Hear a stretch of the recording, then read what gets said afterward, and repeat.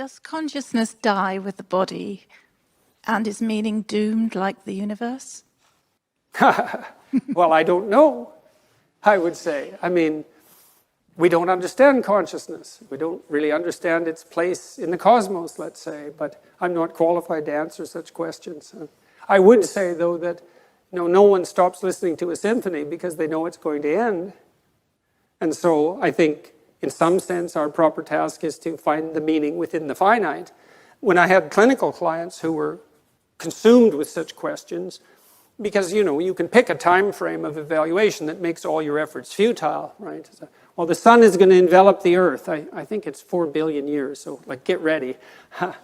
It's like, well, what's the point of stopping this baby from crying when the sun is going to envelop the earth in 4? Well, yeah, you all laugh, right? But that laughter, you see, that's a sign of wisdom.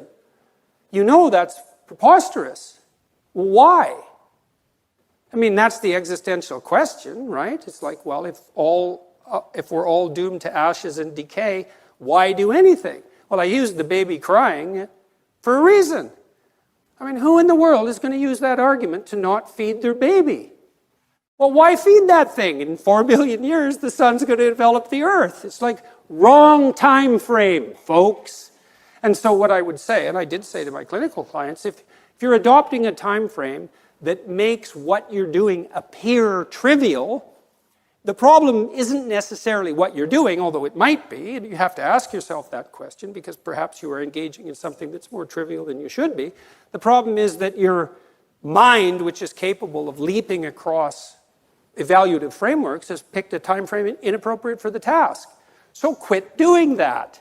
Instead, you could say, well, why don't you practice adopting the time frame that imbues your properly oriented action with the deepest possible apprehended meaning. And why would you not think that the fact that that meaning manifests itself with the proper choice of time frame, why wouldn't you accept the fact that's indication of a valid choice? It certainly feels like it.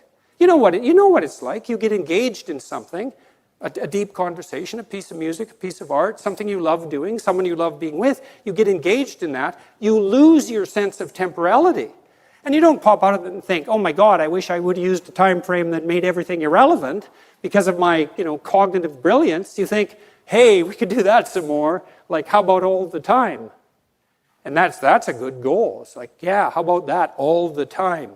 And then you've got time right when you're engaged like that. And I would say that's a profound neurophysiological signal that you're in the right place at the right time, right? Because it's accompanied by a sense of deep well-being, and that's literally an antidote to suffering. I mean that literally. It's with many of my clients who were suffering, what we would strive to do was not so much make them happy, because sometimes that was impossible. They were so crippled in so many ways, often physically and in pain, but something meaningful. That would keep them going and keep them from straying and keep them from thinking homicidal and genocidal thoughts, all of that. And meaning, that's the antidote to suffering. And the question is, well, how is that best to be found? Well, that's an empirical question. You have to look in your own life and see where meaning glimmers and then pursue that, right? That's what Harry Potter is doing, by the way, when he's chasing the snitch. Just thought I'd let you know. And you win the game if you catch that thing. So, well, that's not exactly right. You get 100 points, but, it'll do. So, another question. How about you? Hi, thank you very much for the lecture. You talked a lot about meaning, both from perception and in music and art. What do you mean by meaning? What is meaning, and where is its source? Meaning is implication for action or for reorganization of the perceptual frames that frame action. So there.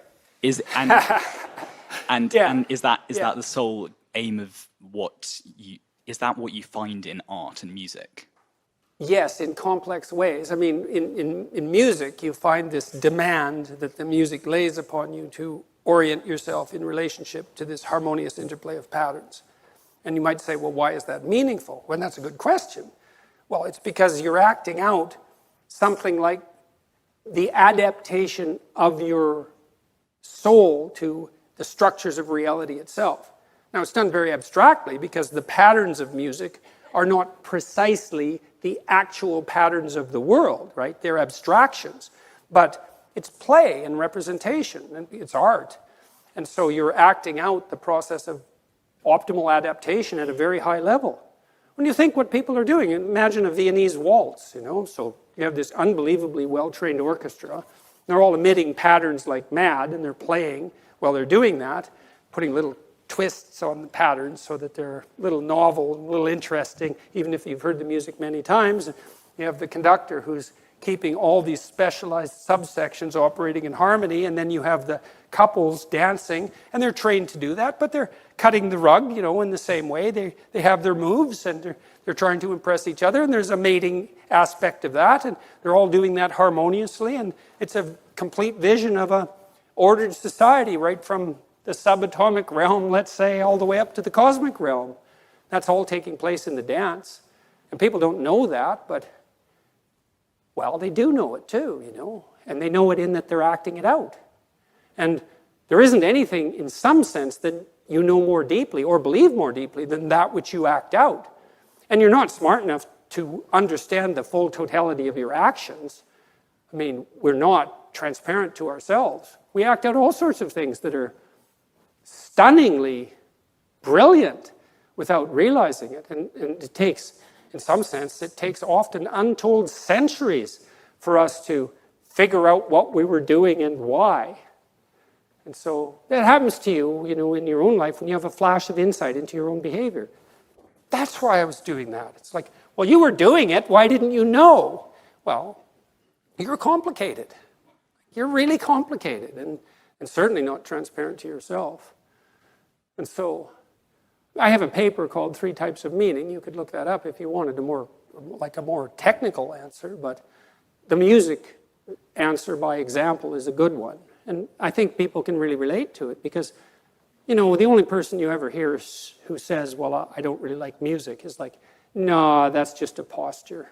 You like music. You just want to be, kind of interestingly different and controversial. And it's really something, right? And it's also interesting that music has this non-propositional structure that's completely opaque to rational argumentation. I used to like to watch punk rockers, especially the ones who did mosh pit punk rock. And, I went to a Ramones concert once. It was quite comical. I was on the second floor. It was so loud. I couldn't hear for 3 days after this concert because it was a pretty little theater. Only sat about 800 people, and they had their stadium speakers in there. It was like sonic wall of sound. And we were above this mosh pit, and there was all these nihilistic punk rockers down there smashing into each other and throwing themselves off the stage. And I thought, for all this talk of nihilism, there you are dancing to the harmonious patterns of life. It's like, smash the state and all of that. It's like, we'll groove to that. Yeah, it's very comical. So even among the most propositionally nihilistic, they still fall in love with music. It might be harsh and grating to some ears, but you start where you can. And, I liked the Ramones, so that was fine with me. So maybe, yes?